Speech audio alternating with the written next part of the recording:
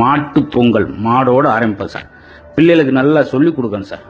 பொங்கல் செங்கலை வச்சு பொங்கல் வாங்கிமான்னு சொல்லிட்டேன். அப்புறம் நீங்களே பூ பிடிங்கி வச்சுக்கோங்க, கரும்பு அதுகளே அழகாக கோலம் போட்டுச்சு. முதல்ல சூப்பர் அழகான கோலம் போட்டுச்சுக்க. அப்படி கரும்பு வச்சு சூரியன் வச்சு சூரியனுக்கு நன்றி சொல்கிற நாள் முதல் நாள், 2வது நாள் மாட்டுக்கு நன்றி சொல்கிற நாள் அப்படிலாம் சொல்லி கொடுத்துட்டு இப்போ செங்கலை வச்சிருச்சுக்க.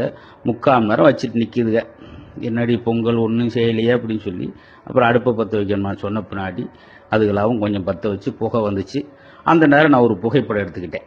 ஆமாம், அது அடுப்பு பக்கத்தில் நிற்க, நாங்கிட்ட கொஞ்சம் கடுப்போட தள்ளி நிற்க, ஒரு வழியாக சந்தோஷமாக பொங்கல் பொங்குற தருணம் பொங்கணும்னு அதில் ஒரே மகிழ்ச்சி.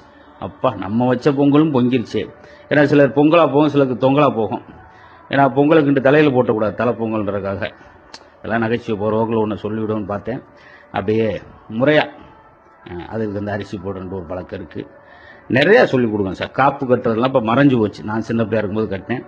அதனால் இதில் எழுப்பி நம்ம ட்ரெடிஷ்னல் ட்ரெஸ் எல்லாம் கொடுத்து போட சொல்லி அடுத்து என்ன பேசுறதுன்னு தெரில. ஏன்னா வீடியோ லென்த்தாக போய்கிட்டு இருக்கிறதுனால பார்த்தீங்கன்னா ஒரு தேங்காய் உரியா அடித்து ஒட்டச்சம் பார்த்தீங்களா, சும்மா இல்லை, சாதாரண ஆள் கிடையாது. அதுக்கடுத்து முறையாக பொங்கல் பாடி சூரியனுக்கு நன்றி சொல்லி அப்படியே வணக்கம் சொல்லி தமிழர் மரபு பண்பாடோடு ஒரு விழாவை கொண்டாடுறதுல ஒரு ஆனந்தம். மித்த பொங்கல் தீபாவளிக்கு அவ்வளோ சந்தோஷமாக நம்ம கொண்டாடி இருக்க மாட்டோம். இந்த விழாவை நம்ம குழந்தைகளுக்கு சொல்லிக் கொடுங்க, சந்தோஷமாக